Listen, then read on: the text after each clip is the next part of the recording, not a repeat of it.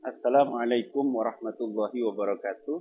Ya, pada kali ini kita melanjutkan pembahasan tentang etika bersenggama, bersetubuh, adabul mubasyarah yang ada di dalam kitab Adabul Islam fi Nidhamil Usrah, karya Sayyid Muhammad Al-Maliki. Kita sampai pada nomor 4. Wa minal adabi al-matlubati, sebagian adab, sebagian etika yang dianjurkan, alla yatahaddasa, yaitu seseorang tidak menceritakan ilan nasi kepada orang lain, bima terkait apa, tentang apa, yajri yang terjadi, bainahu antara dirinya, wa baina zaujatihi dan antara istrinya. Hala qada'il watari, tatkala berhubungan, tatkala memenuhi kebutuhan biologisnya. Fa'innahu, karena persoalan intim tadi, mimma la yambaghi, termasuk sesuatu yang tidak baik, wala yaliku, dan tidak pantas untuk diceritakan ke orang lain. Wa inna hifdzal asrari, dan sesungguhnya menjaga rahasia wajibun, itu wajib. Wala siyama, apalagi mislaha dasiri, semisal inilah rahasia alladhi yata'allaku, yang berkaitan biharamil mar'i, dengan istri seseorang, wa irdihi, dan harga dirinya. Wahuma, persoalan istri, perbincangan tentang istri dan harga dirinya, aqdasul muqaddasati ladahi, adalah perkara yang paling sakral menurut seseorang, ba'da muqawwimatil imani, setelah persoalan iman, setelah tentang nilai-nilai iman. Jadi kadang orang itu disinggung urusan keimanannya, dia tidak tersinggung, tidak sensitif. Tapi ketika disinggung urusan istrinya, bisa senggol bacok. Sehingga persoalan-persoalan yang terjadi di dalam ranjang, di atas ranjang, di dalam kamar, saat berhubungan intim, saat bersenggama, itu tidak sepatutnya untuk diceritakan. Apapun itu. Kecuali memang untuk pengobatan, misalkan ada persoalan dengan suaminya, si istri kemudian menceritakan ke dokter atau berkonsultasi ke dokter dan seterusnya. Itu tidak masalah. Jadi dalam rangka memang mencari solusi dari permasalahan yang dialami mereka berdua. Itu tidak apa-apa. Tetapi kalau tidak ada kepentingan untuk pengobatan, tidak ada darurat, tidak ada urgensi itu tadi, maka tidak sepatutnya seorang suami ataupun seorang istri menceritakan apa yang terjadi antara dirinya dengan pasangannya di saat melakukan persenggamaan dan diceritakan ke orang lain. Apalagi kalau sampai didokumentasi. Alhamdulillah, tidak perlu untuk seperti itu. Itu adalah ranah-ranah privat.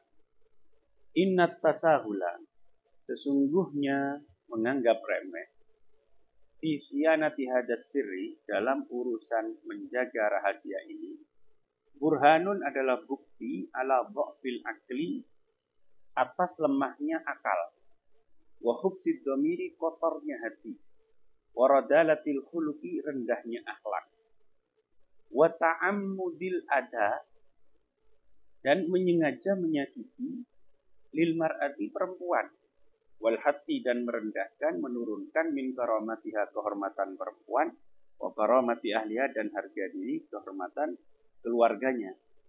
Jadi sembrono di dalam menjaga rahasia urusan ranjang ini, itu bukti bahwa seseorang, apalagi itu suaminya ya, itu bukti bahwa dia, si suami ini, dia lemah akalnya, gak pakai kebek. Karena kalau orang yang cerdas, orang yang akalnya normal, dia tidak akan menceritakan hal itu ke orang lain. Hubsid domir, hatinya kotor. Mesti pikirannya aneh-aneh. Mikirnya kotor. Waradalatil khuluq, dan rendahnya akhlak. Akhlaknya rendah.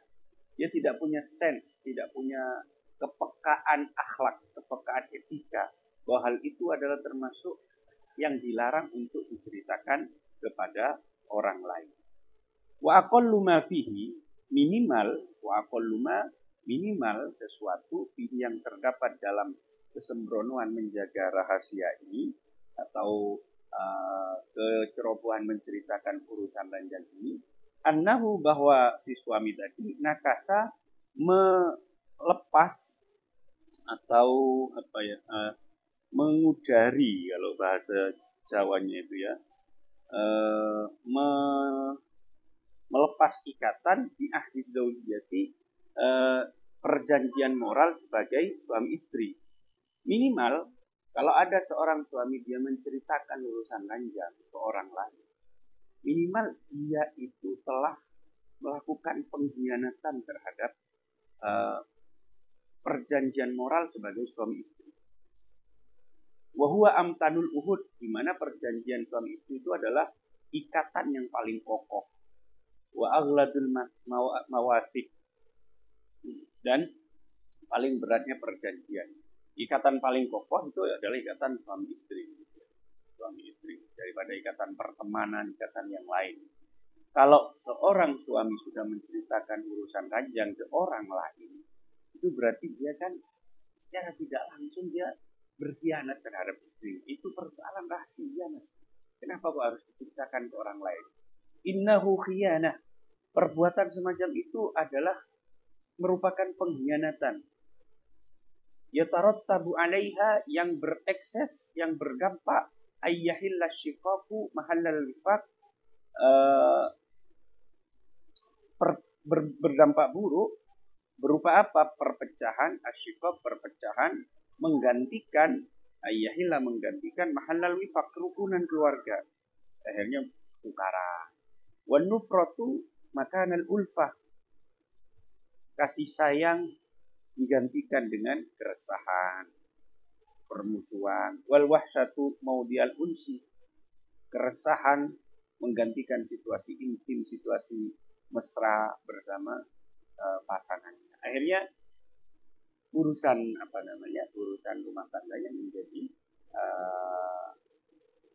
tidak karuan. Dan boleh jadi kalau dia menceritakan ke orang lain, ya, apalagi yang menjadi teman ceritanya itu adalah cowok temannya, boleh jadi kemudian si teman ini punya fantasi yang liar, yang aneh terhadap istrinya dia, dan berusaha untuk melakukan tindakan-tindakan merealisasikan fantasinya itu. Itu yang berbahaya, bisa jadi mengganggu rumah tangganya dan seterusnya.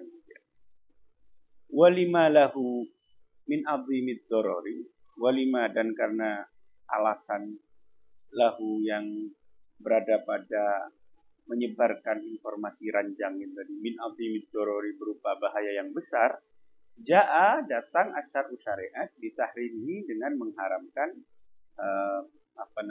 perbuatan tersebut.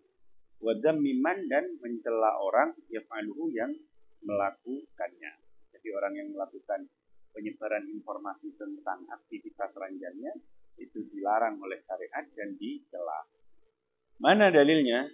Akhraja, meriwayatkan, Muslimun, siapa Imam Muslim, wa Abu Dawud, dan Abu Dawud, wa ghairuhuma, dan selainnya Muslim dan Abu Dawud, min hadisi Abi Sa'idin Al-Khudri, dari hadis Abi Sa'id Al-Khudri radhiyallahu anhu, semoga Allah meridai Abi Sa'id Al-Khudri, anna sayyidana, bahwa Nabi kita Rasulullah sallallahu alaihi wasallam qala, bersabda, inna min syarrin nasi, sesungguhnya di antara manusia yang paling jelek, indallahi, di sisi Allah, menurut Allah, di hadapan Allah, manzilatan, kedudukannya, posisinya, yaumal qiyamati, di hari kiamat, ar-rajula, di sini inna yang muakhar dibaca nasab, yaitu laki-laki, yufdi ilam ro'atihi, yang menggauli istrinya, wa tufdi ilaihi, dan istri yang melayani suaminya, yang melayani pergaulan suaminya.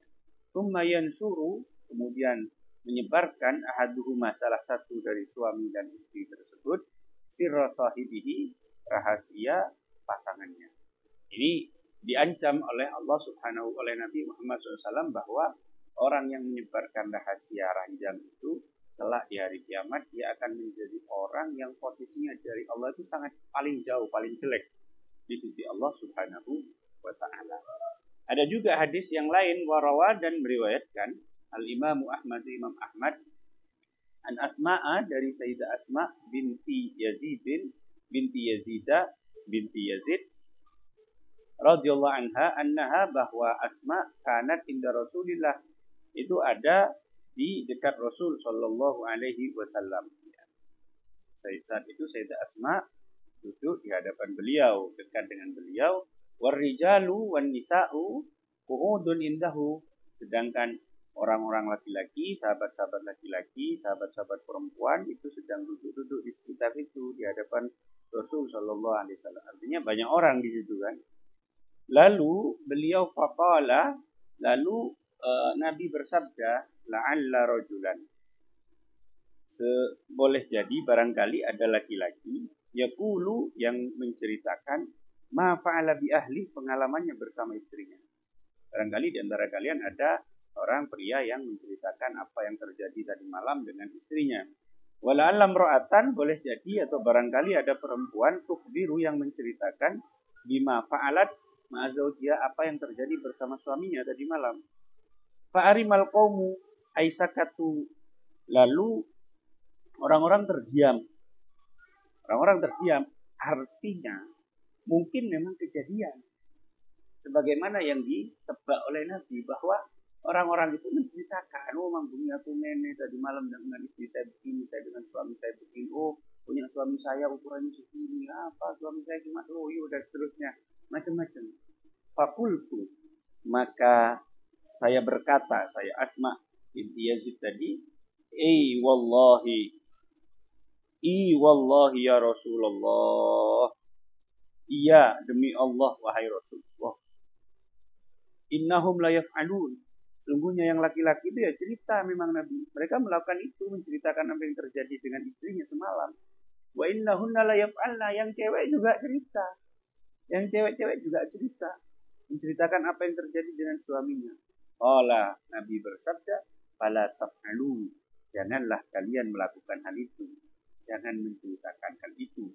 Fa innama mathalu dzalik, karena sesungguhnya perumpamaan hal yang demikian, mathalu syaitanin, itu seperti setan laki-laki, laqiya syaitanatan, yang menemui bertemu dengan setan perempuan, faghasyiha, kemudian setan laki-laki menumpai atau menyenggamai, bertemu dengan setan perempuan tadi, wan nasu yanzuruna, sedangkan orang-orang sambil melihat mereka.